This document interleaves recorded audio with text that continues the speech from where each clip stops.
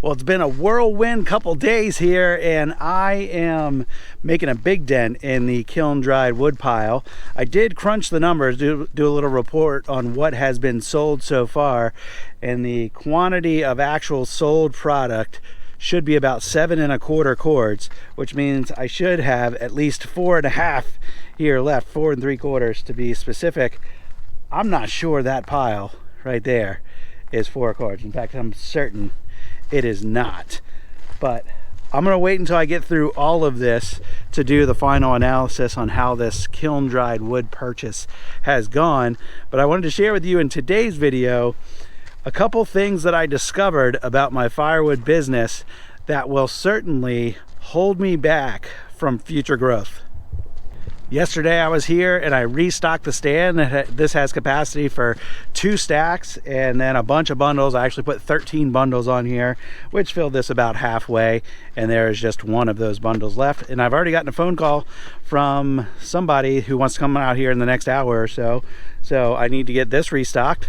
I've got a prepaid order that's going to get picked up today after dark. I'm not going to be here, so I need to prep that. And I don't know what else I need to get into today. There might be some other pickup orders before dark coming. I did publish online that will be here for pickup orders.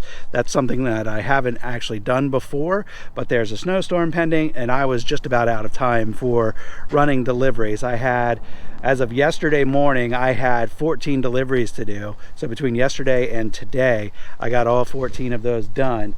And now I'm here waiting for whoever wants to come by and do some additional pickup.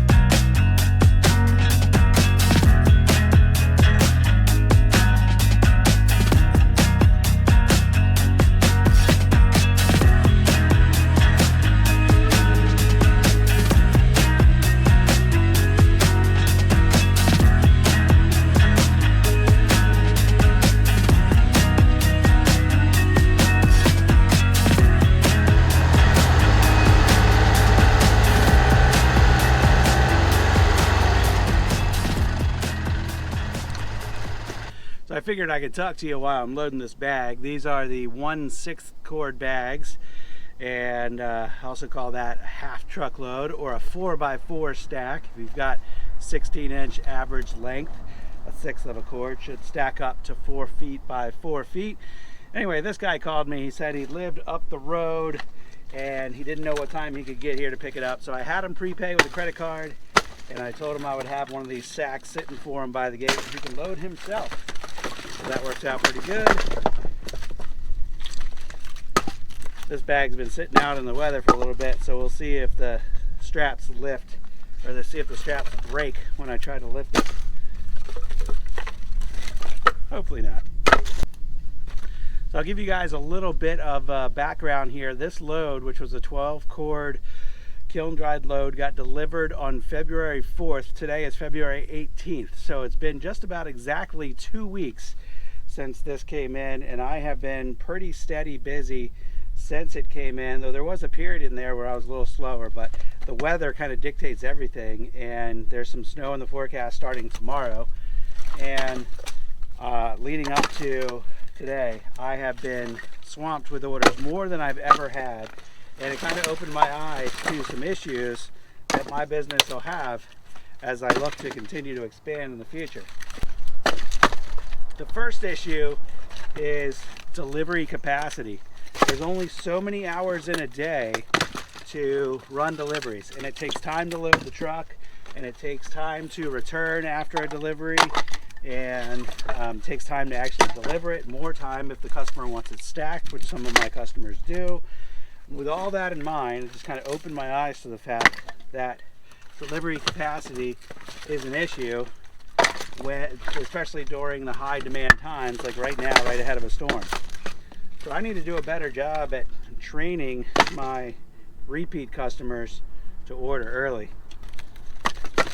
But on the efficiency side of things, I think there are plenty of things I could do to increase the number of orders that I'm able to get out. One of the things I'm thinking about is picking up a rock bucket or a skeleton bucket for the tractor so that I can scoop up wood and dump it in the bed of my truck or dump it in the trailer.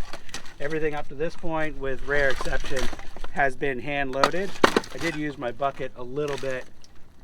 It's just a small bucket and it's not that much more efficient, though it's easier on the body than loading everything by hand, but it's not incredibly fast.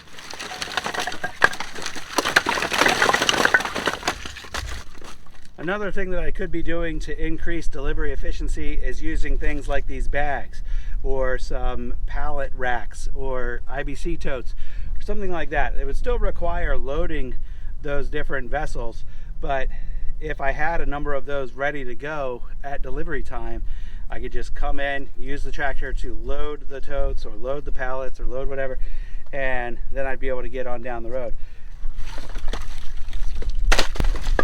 This past week, every time I came back to the farm, I was reloading my truck and reloading my trailer. And if I'm working by myself to do both, it takes at least an hour to do both of those, even if I am using the tractor to a certain extent. So if I need to wrap up any bundles while I'm here, which I had to do some of that to fulfill some bundle orders, that just adds to the time because I didn't have the bundles ready to go. But even if I had everything ready to go, there's still a limit to the number of hours in a day and the number of loads that can be run. So in the future, I really need to try to get my marketing messages out there to get people to order a week or more in advance of potential snow and other stuff, because there's always going to be last minute people, and I'm going to miss out on a good number of last minute people if I'm only cater to the orders that come in the last 72 hours or so. So I've got a second revelation, but I need to kind of formalize my thoughts. So I'm going to finish loading this and we'll move it and then we'll talk some more.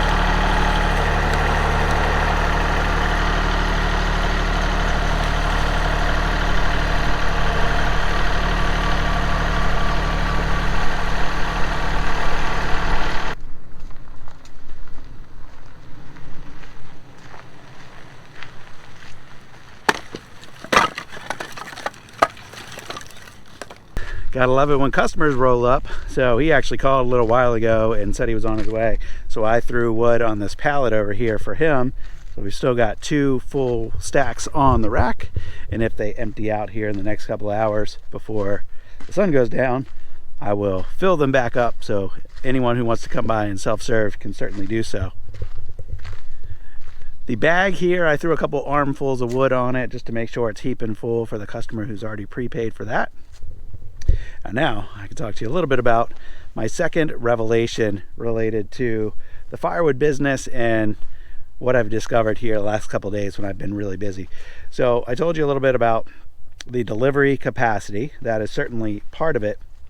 And directly related to that is the fact that in my history, when firewood inventory has been extremely limited, I've always focused on trying to get as much revenue per cord as possible. And that's why I've focused on selling small volume firewood products like firewood bundles and partial truckloads. And I sell quite a bit of those products. Probably 60-70% of total sales are those smaller volume products. And my biggest order is a 1/3 cord full truckload. I've never gotten into doing half cords or full cord orders. There just hasn't been that much demand in my area. At least I thought there hadn't been. There actually is plenty of demand. I've just never really served that market. But anyway, what I've realized in the last couple of days is that doing the small volume orders has kind of hampered me a little bit because it's a lot more driving around to deliver all those. So in an example, yesterday morning I spent about 3.5 hours delivering just 5 orders that had a total value of about $370. In that same amount of time, I could have delivered 3 truckloads easily, because I'll bring my trailer home and I can fit 2 truckloads easy in the trailer, and I can fill up the truck before I leave. So I can haul 3 truckloads home, and I can deliver 3 truckloads in one trip without having to return back to the farm. And that would have had a value of $750, and I could have done that in the same time as I delivered the orders with a value of $370. So with that in mind, when I get busy, I think the higher volume products are probably actually better, because I'll get more revenue per hour, more gross profit per hour. I'll burn less fuel making fewer deliveries and driving all over the place. So there's a lot of advantages, I think, to selling the higher volume products. When I only had 6, 8, 10 cords of wood a year, I was always just thinking about trying to get as much revenue per cord as possible. And I think I did a pretty good job at doing that. But as I move into higher production, I rented the firewood processor this year. I'm going to have a lot more seasoned wood available next year. I can buy more tractor trailer loads of kiln dried wood. I can actually buy tractor trailer loads of unseasoned wood. So if in the future inventory is not as big of a problem and I want to just focus on driving volume, I'm going to get a lot more revenue per hour, and I'm going to get a higher gross profit if I focused on higher volume products. That certainly doesn't mean I'm going to abandon the lower value, or not value, but the lower volume products. Bundles are a great business for me. With bundle sales, average like $1,200–1,300 a cord. In fact, I want to do as many bundles as I can. I'd bundle up every stick if I could, if I knew there was a market for it. But there's also a market for other products, bulk products, even if they're small volume bulk products, partial truckloads, full truckloads, full cords. I've never really gotten into the full cord business, but I think there's a lot of opportunity there, and I certainly don't want to ignore that in the future. So operationally, exactly how I'm going to handle that going forward, I don't know yet. There certainly could be times in the future, because I do everything online through my website. All of my orders go through my website. I can just make those small volume products out of stock. The only thing you can order is a full truckload. That might be one approach in the future when we get real busy. I don't know if that's the route I'm going to go, but you guys can certainly weigh in the comments with some of your thoughts. And I know some of you guys will share what you're thinking. Some of you are very opinionated, and that's fine. And I'm open to all of your feedback and all of your opinions. Doesn't mean I'm going to follow every single bit of it, but I enjoy reading what you guys have to say and enjoy seeing some of the discussion that happens in the comments section. Well, that's going to wrap it up for me today, guys. I appreciate you spending a little bit of time. Stay safe out there. I'll see you on the next video. Bye-bye.